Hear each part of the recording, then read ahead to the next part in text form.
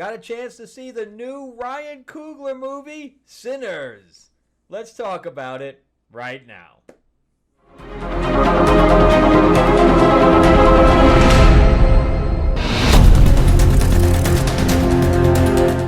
Welcome back to the channel, everyone. Thank you so much for spending time with me as we rant about movies, comic books, and television shows, as well as the occasional board game. I am your host, Frank Zank. I'm an award-winning screenwriter, novelist, and comic book writer, as well as a filmmaker. And yeah, working on set right now, finally getting back. So that's why I've kind of dropped off from posting every day, because I am working, pretty much 13 hours a day, coming home and dying. And I will have to come home and work because I gotta put print out the call sheets and print out the sides for the actors and the rest of the crew and stuff like that. So I literally come home and work, and then I die, and then I get back up and do it all over again. But it's only a 2-week shoot, so I'll be back, after this next week, trying to get back to my original schedule and seeing what's happening next. I'm trying to see what I'm going to be doing as far as conventions and stuff as that's concerned in May as well. All right, so remember, too, to give me a like, give me a thumbs up if you can, and join the family here and click subscribe as well. Click that little bell ding ding. And also, if you'd like to check out anything that I've written, you go to Amazon.com and just type my name in, and you'll see all my books and everything else, including the quadrilogy sci-fi that I have called Destiny Aurora, which also is a graphic novel. It's also on Audible. Then we have my Tales of Ravenor the Iron Witch, which is fantasy. I also have a Holocaust biography called Escape from Berlin. I'm working on a new book right now called Battle for the Ruby Slippers. And on top of that, I have a new comic that we're going to be bringing to Kickstarter called Fairy Tales of Terror. Anyway, you can check all that out.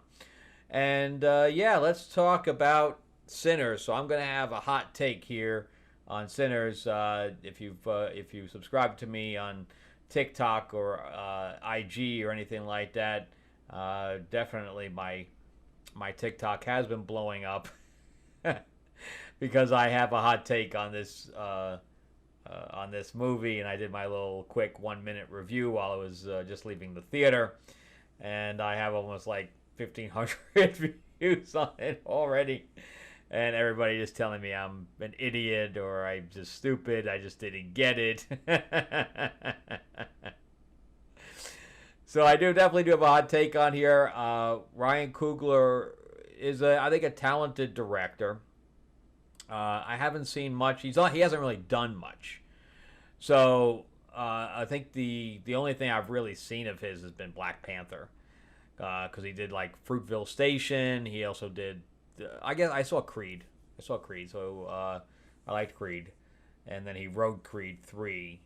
But Creed is just basically a remake of Rocky anyway, in a different way. But I'd never seen Fruitville Station. I didn't see the sequel to Black Panther because I boycotted that one because of what they did to Namor, or Namor. God, I hate it. I hate that so much. And the fact that they're bringing that character back again into all this, I think I might be skipping all of Marvel from here till the end of time. I'm going to probably hit the Thunderbolts, but that's about the extent of it. But everybody's really liking this movie, meaning Sinners, and to the point where I think it has like a 98% on Rotten Tomatoes. It's made like $26 million already. The problem is that it has a $90 million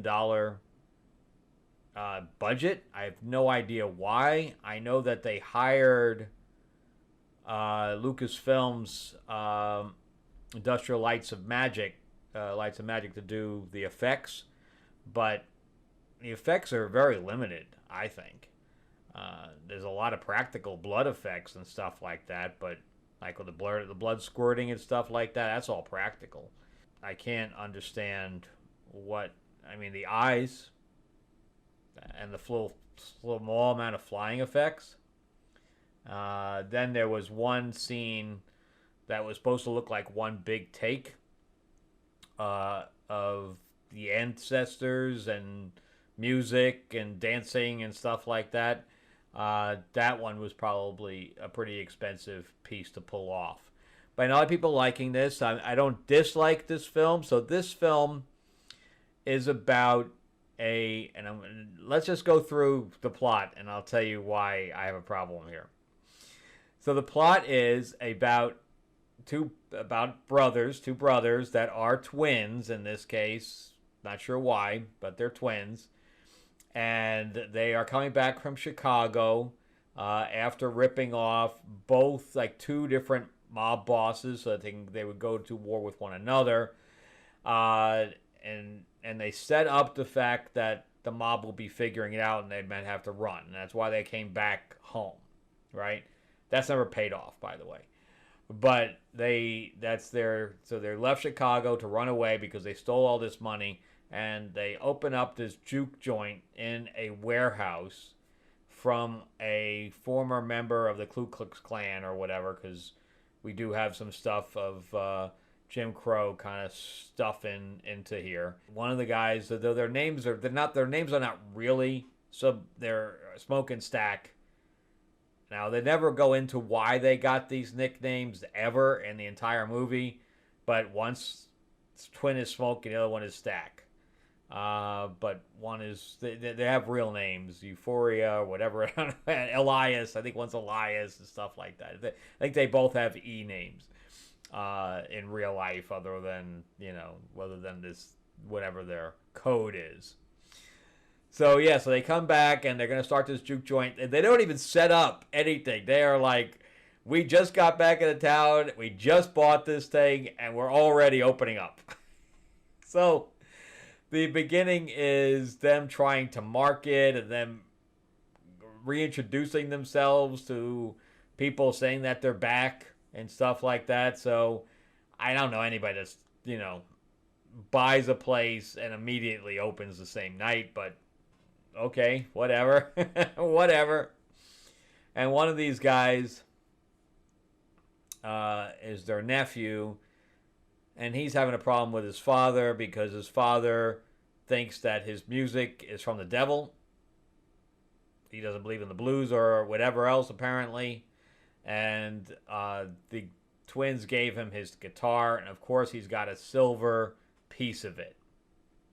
You can see that coming a mile away. As soon as he picked up the guitar, you knew exactly what was going to happen with that guitar, because it was silver. If you know anything about vampires, that is. If you've ever read anything to do with vampires or have seen any vampire movies, you see the silver thing right off the bat, and you know exactly what's going to happen. So anyway, this half the movie is them dealing with the opening of the juke joint and having all these people introduced that are in town. So that's all of it is introduction of characters throughout the whole first half of the film, right? And then the second half of the film is them stuck in the juke joint fighting vampires, okay? So that's the entire plot. That's it. And this is why I have a problem with it, and this is why I'm getting a lot of backlash, because I just didn't get it. Okay? So I didn't get the nuance. It doesn't matter. It doesn't matter about the nuance, the morality, or anything to that effect. That's the story, right? There's nothing more to this story. Yes, you can say, well, it's about good and evil. Well, it's about this, and it's about music, and it's about society, and it's about... Who gives a shit? I'm there to see a movie. I don't need you to tell me about good and evil society or anything like that.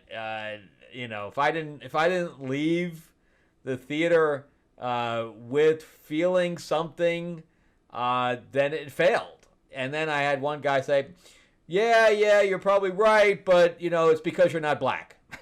Okay? I'm not black. You got me there.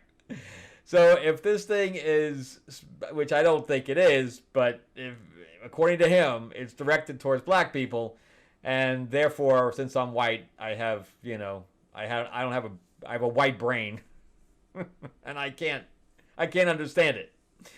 So, by the way, I'm Italian, so I don't know what that is. It's more Latin, I guess. But yes, I appear white. So there you go. But there's, I said, well, okay, if this is only for black people, then the rest, 85% of the United States is not going to get it. It doesn't make any sense. I mean, I just watched One of Them Days, which is totally a black film, and I appreciated that for what it was. I don't know.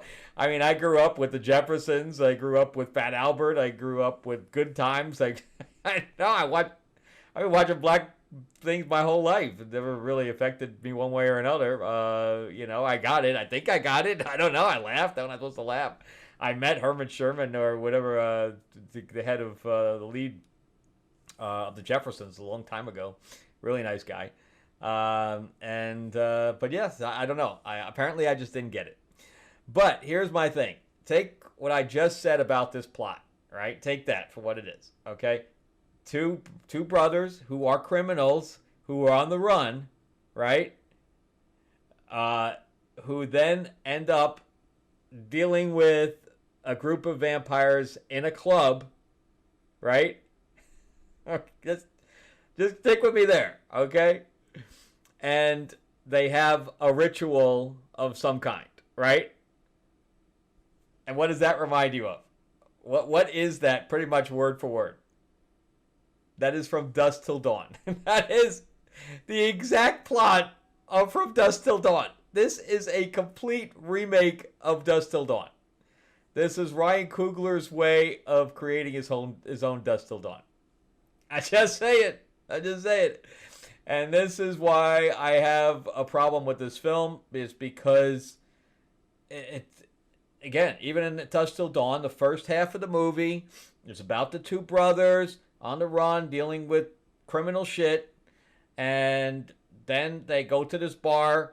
There's a snake ritual, which in the case of this one, I'm not really going to give anything away, but that's the piece I was telling you about with all the ancestors singing and dancing throughout all of time.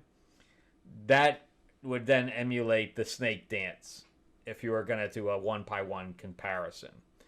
And to the point where they have to kill the vampires and stuff like that, and they try to do characterization, like the one brother was having an affair with Haley Steinfeld's character, who follows him back from Chicago apparently, and I guess they grew up together or whatever else because their mother raised them or whatever. And then the other brother, I guess, lost his child with one of the other women that we meet later on as well. But yeah, so and then you have one girl that's literally cheating on her husband throughout the movie here. And then the main character. Now the cast is great. Now let me go to the positives here, because I've kind of already gone into the negatives because I didn't like the script. I'm sorry, I didn't like the script. And I thought it was too derivative, stuff we've seen already, and it just didn't do anything. The script didn't do anything for me, unfortunately. Now it's shot incredibly well. The DP on it was phenomenal. Really, really good stuff. It's a beautiful looking film. I like the effects that Industrial Lights and Magic did with the reflective eyes on the vampires. The teeth were okay. We only get to see a little bit of flying effects, but there is flying effects that are decent. The gore effects are good. So it's a nice looking film, right? And the acting is superb all the way through. There's really a lot of talent in here. I'm not a huge fan of Michael B. Jordan. I'm just not. And after seeing what De Niro did with his two roles, I know everybody, there's a lot of backlash on his gangster film, that nobody liked it. Everybody thought it was a piece of shit. But I could tell the difference of his two characters, where this is a gimmick. I don't know. All I can see is him sitting across from Ryan Coogler and saying, you know what? I can play both of those characters. Let me just play both of those characters, which of course is ups the budget because you got to reshoot both of those. You're either doing facial changes where you're having another actor and you're putting his face when we don't have lines on it, or you're doing a split screen, literally taking having one character, the actor, do it and having him do it again, and then splitting it. It made no sense because it was a gimmick. There was no reason. If anybody can tell me a reason why Michael B. Jordan had to play both roles, you let me know, because as far as I'm concerned, there was no reason. You could have just made them brothers and not twins, and it would have made no difference. It wasn't like anybody accidentally just, took one for the other. Never happened. Never happened in the whole movie. So there was no reason for them to be twins. It was just a gimmick. It was just Michael B. Jordan wanting to play two roles. And he played them pretty much the same. Like the lines and stuff like that, there was really no difference between them. There was very little nuance of characterization and performance between those two characters. Just basically none. For me, the big standout here was Jack O'Connell playing the villain. I mean, he did a great, great job as the villain. Just amazing. You really hated the guy. I liked a lot of his choices throughout. I thought because you really hated the guy, and every time that he would be kind of playing the guy that you're trying to feel sorry for, or he's trying to get empathy from the people he's talking to. He really nailed that stuff. Really good stuff.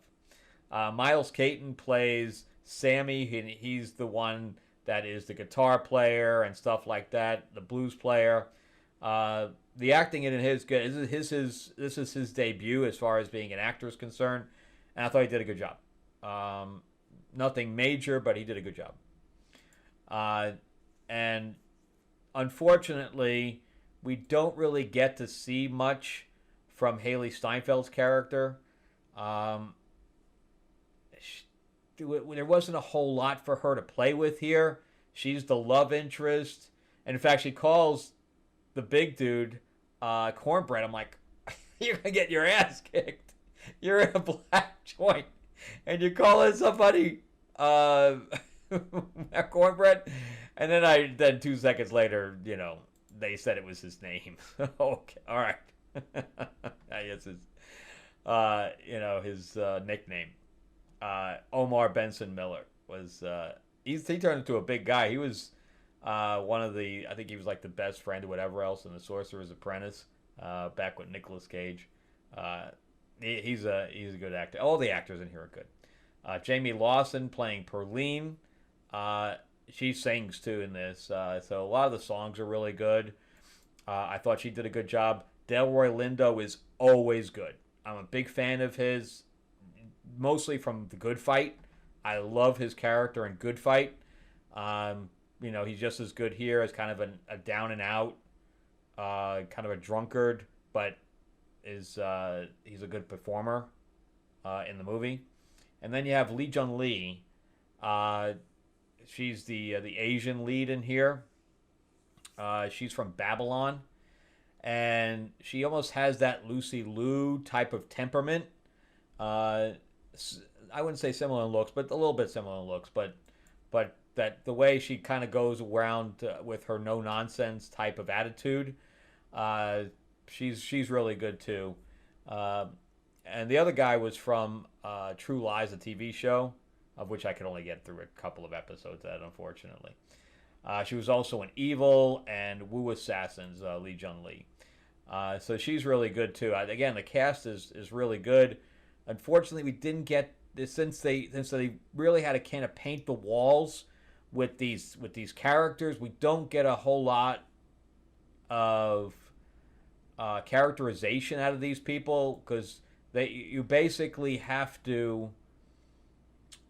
They had to get these guys set up quick, and there's so many of them because we're all going to throw them into a party, right? So we got to tell as much as we can within this small amount of time. So when they start getting killed off or changing, then we have to feel something for them. If we don't know anything about them, then it becomes problematic. And that's what they're trying to do, because you got to set up all within the first hour and 15 minutes. They have to set up all these characters and then kill them off. Of course, they change like zombies, which is weird, because normally with vampires they literally die. They're resurrected after they're buried normally, because that's why they have to go to ground and have their soil that they were buried in. But they don't do any of that here. They do use the lore of they can't get into a place unless they're invited. They did use that lore, but that's about the extent of it. And then the ending here is just like another movie that everybody complained about, which I probably will do a spoiler here, but I will let everybody know when that happens, because nobody was really happy with how that movie ended, and it's almost redone here. And I don't know. But also, if make sure that you don't jump out of your seat and leave, because there is a whole post-credit sequence. When I say post-credits, it's after the initial cast credits, where they have the large cards. Then there is a post-credit all the way at the end, which I stayed for, but it's really just Miles Caton doing a song. That's it. You don't need that. There's nothing to do with the story there, but the first post sequence is it ties itself in, and you kind of have to stay for that one. But anyway, for me, I didn't dislike this movie in any way, shape, or form, so it's not like I'm hating on it. It's just that I wish I liked it more. So unfortunately, I just didn't. For me, I know everybody's like creaming themselves over this, like that it's the best movie ever, and I'm just not feeling that way. I don't feel that way at all. And I've written vampire stuff. In fact, I have a vampire mob in the 50s called Lords of LA. I know how to write vampire stuff, and this to me feels like Dusk Till Dawn. That's all it is, and it's not impressing me, unfortunately. So I feel like I've seen this movie already. So for me, out of 10, I'm going to give this a 6. It's just slightly, for me, it's just slightly over average. It's a $90 million movie, so it's got to make $250 million, depending on what they've marketed, how much the money they've marketed it with. That's only giving them like $70 million in marketing. But let's just say it's $250 million. It's probably going to make. My theater was full. Of course, I had to deal with this whole cell phone situation. I just got off work too, because I was just worked 13 hours, and I went to the movies after that, knowing I had a day off today. And the two girls in the front row, so it's not like you could escape it, had their phones on it, and it's like, so they had the recliner up, so it's literally crazy. So I mean, no respect, man, just no respect for the filmmakers whatsoever. But that's the world we live in right now. Go to the movies, everybody, but then the people that go disrespect you and disrespect the filmmakers. Whatever. All right, well, that's it for me. But I am going to, if you want to switch off now, remember to give it a like, give me a thumbs up, and I'm going to give you my little take on the ending for those of you who've already seen it or don't care, one or the other. But also share this video out there, and feel free to say that I'm stupid. I'm a stupid white guy. I don't get it. I think I need to see the movie again because there's so much nuance I missed. Feel free to tell me all that, because I've heard it all already. All right. So I'm going to go into the spoiler right now about the ending and what movie it reminds me of. Okay, 3, 2, 1. Okay, so this is the same ending as Nosferatu. And everybody blew up on the ending of Nosferatu, saying that, come on, the guy was like so entrenched in this woman that he forgot after her, knowing exactly when the sun was rising, for hundreds of years, because he was entrenched with this woman that he forgot and got killed by the sun. Here you are with this dude that's a vampire and a bunch of other vampires. All of a sudden the sun's coming up. They didn't try to bother to find any kind of shade whatsoever. And they all just blew up.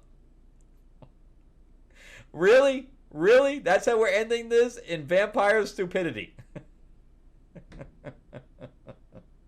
And they were all, invited inside. So they could have gone into the building.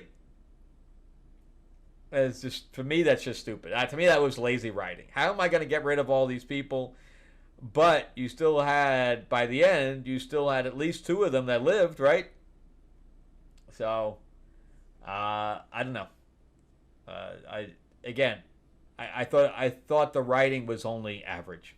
I didn't think there was anything special here, unfortunately.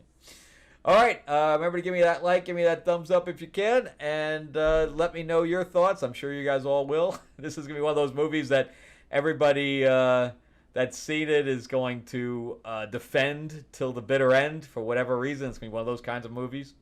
All right, so let's see what kind of comments I get. All right, have a good one, guys. Have a great week. All right, bye-bye.